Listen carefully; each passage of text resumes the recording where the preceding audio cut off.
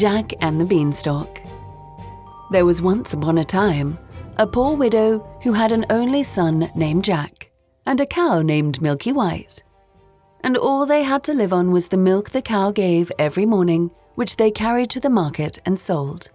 But one morning, Milky White gave no milk, and they didn't know what to do. "What shall we do? What shall we do?" said the widow, wringing her hands. "Oh, cheer up, mother. I'll go and get work somewhere," said Jack. "Oh, we've tried that before and nobody would take you," said his mother. "We must sell Milky White and with the money do something. Start shop or something." "Oh, all right, mother," said Jack. "It's market day today and I'll soon sell Milky White and then we'll see what we can do." So he took the cow's halter in his hand and off he starts. He hadn't gone far when he met a funny-looking old man who said to him, "Good morning, Jack." "Oh, good morning to you too," said Jack, and wondered how he knew his name. "Well, Jack, where are you off to?" said the man. "I'm going to market to sell our cow here." "Oh, you look like the proper sort of chap to sell cows," said the man. "I wonder if you know how many beans make 5. "2 in each hand and 1 in your mouth," says Jack, as sharp as a needle. "Right you are," said the man, "and here they are, the very beans themselves." He went on pulling out of his pocket a number of strange-looking beans. "Are you so sharp?" says he. "I don't mind doing a swap with you. You're a cow for these beans." "Walker," says Jack, "wouldn't you like it?" "Oh, you don't know what these beans are," said the man. "If you plant them overnight, by morning they grow right up to the sky." "Really?" says Jack. "You don't say so." "Yes, that is so, and if it doesn't turn out to be true, you can have your cow back." "Right," says Jack, and hands him over Milky White's halter and pockets the beans. Back goes Jack home, and as he hadn't gone very far, it wasn't dusk by the time he got to his door. "What? What back, Jack?" says his mother. "I see you haven't got Milky White, so you've sold her. How much did you get for her?" "Oh, you'll never guess, mother," says Jack. "No, you don't say so. Good boy, £5, 10, 15. No, it can't be 20. I told you couldn't guess. What do you say to these beans? They're magical. Plant them overnight and—" "What?" says Jack's mother. "Have you been such a fool, such a dolt, such an idiot, as to give away my Milky White, the best milker in the parish, and prime beef to boot, for a set of poultry beans? Oh, you take that, take that, take that! And as for your precious beans here, they go out window, and now off to bed with you. Not a sup shall you drink, and not a bit shall you swallow this very night." So Jack went upstairs to his little room in the attic, and sad and sorry as he was, to be sure, as much for his mother's sake as for the loss of his supper. At last he dropped off to sleep. When he woke up, the room looked so funny. The sun was shining into part of it, and yet all the rest was quite dark and shady. So Jack jumped up and dressed himself and went to the window. And what do you think he saw? Why, the beans his mother had thrown out of the window into the garden had sprung up into a big beanstalk, which went up, up, up and up till it reached the sky. So the man spoke truth after all. The beanstalk grew up quite close past Jack's window, so all he had to do was to open it and give a jump onto the beanstalk, which was made like a big plaited ladder. So Jack climbed and he climbed and he climbed and he climbed and he climbed and he climbed and he climbed till at last he reached the sky. And when he got there, he found a long, broad road going as straight as a dart. So he walked along, and he walked along, and he walked along, till he came to a great big, tall house. And on the doorstep there was a great, big, tall woman. "Oh, good morning, Mum," says Jack, quite polite-like. "Would you be so kind as to give me some breakfast?" For he hadn't had anything to eat, the night before, and was as hungry as a hunter. "It's breakfast you want, is it?" said the great big tall woman. "It's breakfast you'll be if you don't move off from here. My man is an ogre, and there's nothing he likes better than boys broiled on toast. You'd better be moving on, or he'll soon be coming." "Oh, please, Mum, do give me something to eat, Mum. I've had nothing to eat since yesterday morning, really and truly, Mum," says Jack. "I may as well be broiled as die of hunger." Well, the ogre's wife wasn't such a bad sort after all. So she took Jack into the kitchen and gave him a chunk of bread and cheese and a jug of milk.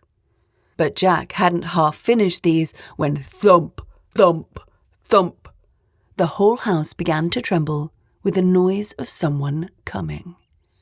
"Oh, goodness gracious me, it's me old man," said the ogre's wife. "What on earth shall I do?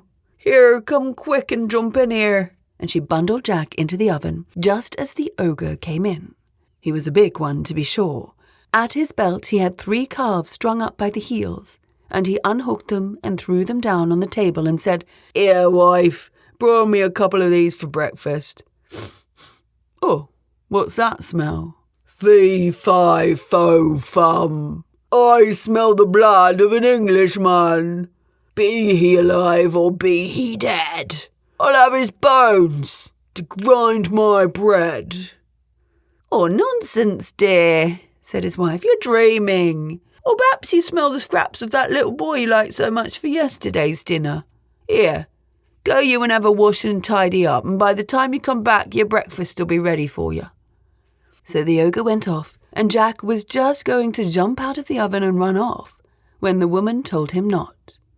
"I'll wait till he's asleep," says she. "He always has a snooze after breakfast." Well, the ogre had his breakfast, and after that he goes to a big chest and takes out of it a couple of bags of gold, and sits down counting them, till at last his head began to nod, and he began to snore, till the whole house shook again. Then Jack crept out on tiptoe from his oven, and, as he was passing the ogre, he took one of the bags of gold under his arm, and off he pelters till he comes to the beanstalk, and then he threw down the bag of gold, which of course fell into his mother's garden, and then he climbed down, till at last he got home, and told his mother, and showed her the gold, and said, "Well, mother, wasn't I right about the beans? They really are magical, you see." So they lived on the bag of gold for some time. But at last they came to the end of that, so Jack made up his mind to try his luck once more up at the top of the beanstalk. So one fine morning he got up early and got on to the beanstalk, and he climbed, and he climbed, and he climbed, and he climbed, and he climbed, and he climbed, till at last he got on the road again and came to the great big tall house he had been to before. There, sure enough, was the great big tall woman a-standing on the doorstep. "Oh, good morning, Mum," says Jack, as bold as brass. "Could you be so kind as to give me something to eat?" "Oh, go away, my boy," said the big tall woman, "or else my man will eat you up for breakfast." "But aren't you the youngster who came here once before? Do you know that very day my man missed one of his bags of gold?" "Oh, that's strange, Mum," said Jack. "I dare say I could tell you something about that, but I'm so hungry I can't speak till I've had something to eat." Well, the big tall woman was that curious that she took him in and gave him something to eat. But he had scarcely begun munching it, as slowly as he could, when thump, thump, thump, they heard the giant's footstep, and his wife hid Jack away in the oven. All happened as it did before. In came the ogre, as he did before, said, "Fee, fi, fo, fum," and had his breakfast of 3 broiled oxen. Then he said, "Wife, bring me the hen that lays the golden eggs." So she brought it, and the ogre said, "Lay," and it laid an egg all of gold.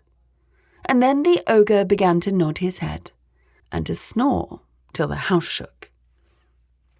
Then Jack crept out of the oven on tiptoe, and caught hold of the golden egg, and was off before you could say Jack Robinson. But this time the hen gave a cackle, which woke the ogre, and just as Jack got out of the house, he heard him calling, "Wife, wife, what have you done with my golden hen?" And the wife said, "Why, my dear?" Well, that was all Jack heard, for he rushed off to the beanstalk and climbed down like a house on fire. And when he got home, he showed his mother the wonderful hen, and said, "Lay," to it, and it laid a golden egg every time he said, "Lay." Well, Jack was not content, and it wasn't very long before he determined to have another try at his luck up there at the top of the beanstalk. So one fine morning, he got up early and went on to the beanstalk. And he climbed, and he climbed, and he climbed, and he climbed, till he got to the top. But this time he knew better than to go straight to the ogre's house. And when he got near it, he waited behind a bush till he saw the ogre's wife come out with a pail to get some water. And then he crept into the house and got into the copper. He hadn't been there long when he heard thump, thump, thump, as before, and in came the ogre and his wife. "Fee, fi, fo, fum! I smell the blood of an Englishman," cried out the ogre. "I smell him, wife, I smell him." "Oh, do you, my dearie?" said the ogre's wife. "Then if it's that little rogue that stole your gold and the hen that laid the golden eggs, he's sure to have got into the oven." And they both rushed to the oven. But Jack wasn't there, luckily. And the ogre's wife said, "There you are again with your fee-fi-fo-fum. Why, of course it's the laddie you caught last night that I've brought for your breakfast.